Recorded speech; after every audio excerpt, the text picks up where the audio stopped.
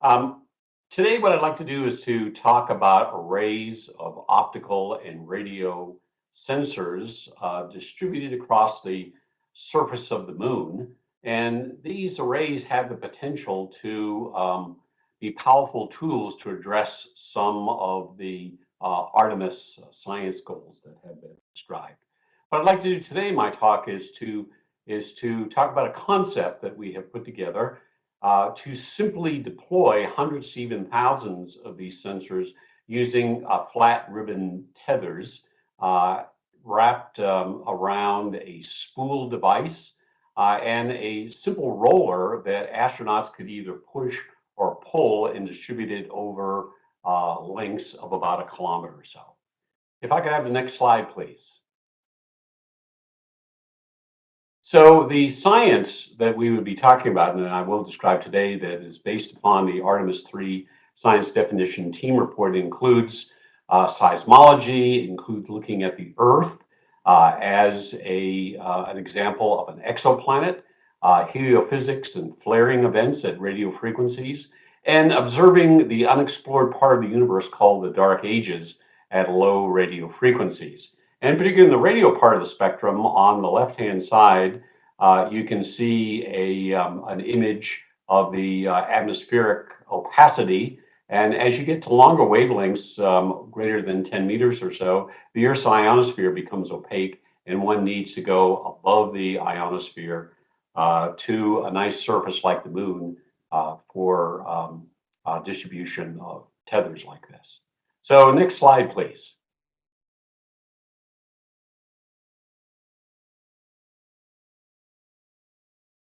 Next slide. Yes, there you go. Okay, so the idea of using flat ribbon tethers is not new. There's heritage from Apollo, as you can see over here. Such tethers were used for several of the ALSAP experiments and for both communications and power. We've more recently done a more detailed trade study of a variety of different tethers, and we've concluded that the flat ribbon tether still is the best. It's easiest to deploy and also easiest to integrate electronics.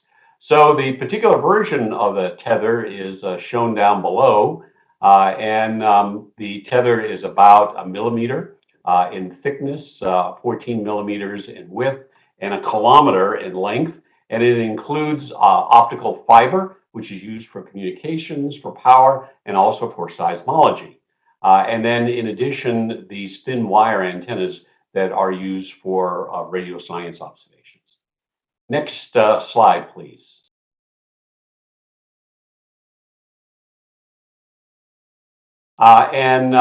What we have done is to devise a spool concept that allows the tethers plus electronics, in this case, a integrated circuit board that's very flat. It's formed part of the electronic nodes, in particular for the radio observations, the pre-amplification, and put this all onto a tether that can then be unrolled on the surface of the moon, forming a configuration like what you see here for the radio. This is a relatively low risk but high value proposition.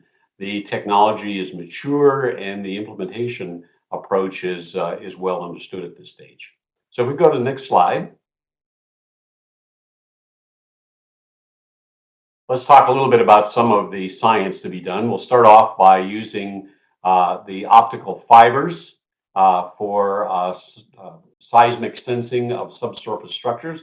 And here we are proposing to use a technique that has been pioneered on the Earth called distributed acoustic sensing, in which we have a active seismic electric hammer, if you will, in and around where the landing is. And we use that as the source to then be sensed by these optical fibers. The optical fiber can be thought of as a 1,000 sensor seismological observatory, in this case over a kilometer, using pulse lasers to interrogate the echoes from defects in the fibers. This is a powerful approach to do more of a two-dimensional sensing. Most of the seismic surveys that have been done on the moon and on Mars have been 1D. So this would be an extension to 2D. And the kind of things that we could probe, as shown in this cartoon here, is the regolith layer and the thickness, subsurface ice layers, and potential voids that may be important for astronaut safety. So this would be a prototype that we are proposing to do for the Artemis. Next slide, please.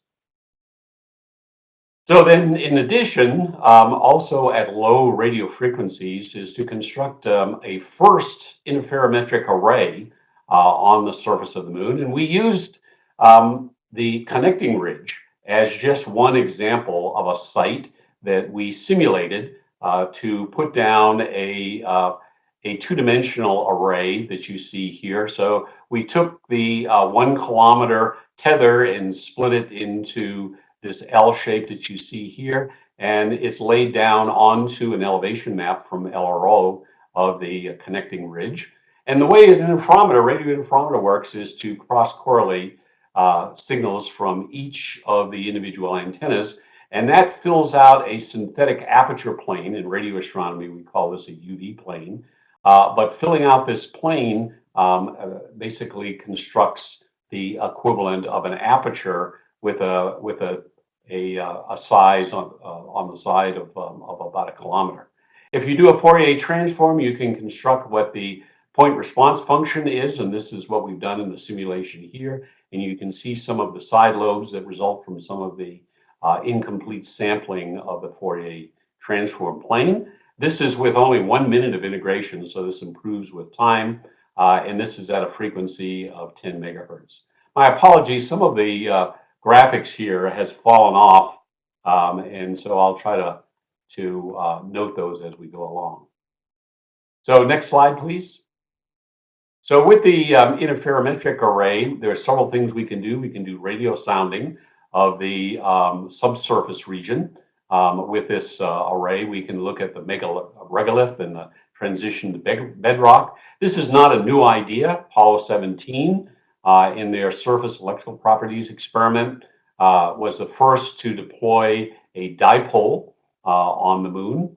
And the transmitter you see the astronaut deploying here, and the receiver was actually on the rover. And as it drove away, it was able to sample some of the subsurface. Recently, Bob Grimm reanalyzed that Apollo 17 data to show the effectiveness of doing this. With an array, we have many more such sounding elements. Next, please. Next slide. And so we can also look at the Earth, the radio emission from the Earth, as an example of an exoplanet to be able to study. The Earth is a strong source of low-frequency radio emission coming from the magnetosphere.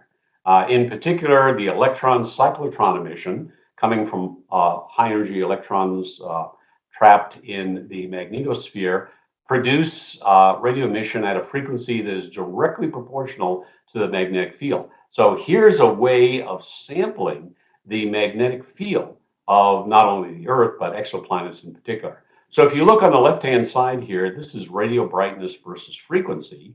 And here are all the planets in our solar system that have magnetospheres, and they all emit at low radio frequencies. Only Jupiter can be seen from the ground. Here's the Earth and the auroral kilometric radiation that's emitted from the Earth.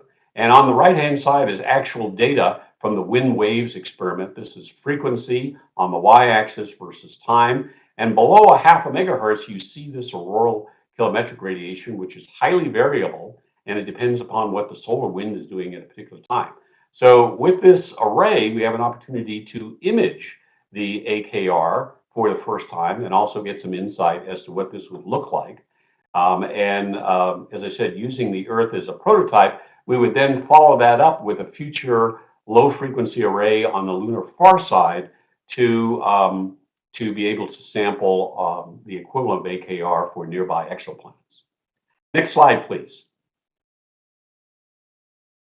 So also heliophysics observations. The sun is a strong source of low frequency radio emission, in particular type 2 bursts, which are associated with auroral kilometric radiation. The particle is accelerated at the shock front. Type 3 bursts, which are fast electrons that stream out around open field lines. And again, doing imaging in the radio part of the spectrum, what you're looking at is a white light image superimposed on here. Doing radio imaging would allow us to better understand CNEs and their effects and potential risks on astronauts and instruments in the system of space. Finally, the last potential science application I want to talk about is, next slide please, is that dark ages of the early universe. And at the top here, you see a cartoon picture of the early universe with the Big Bang on the left, today's universe on the right. And there's this large unexplored region called the cosmic dark ages of the early universe. This is before the first stars formed. So this cannot be sampled by James Webb or Hubble because there are no compact sources, but it is a region filled with neutral hydrogen. So we can use the 21 centimeter line of neutral hydrogen to probe this region for the first time. And the Astrophysics Decadal Survey identified this as the discovery area for cosmology for this next decade. So a radio interferometer on the moon can uniquely measure these 3D spatial fluctuations from the dark ages, probe things like the nature of dark matter, dark energy, and even cosmic inflation. My last slide just throws up some potential constraints on the landing site, and they're really not very strong constraints. Putting down this prototype array onto the surface of the moon, I think, could be powerful in beginning to explore any of these science goals. So I will stop there.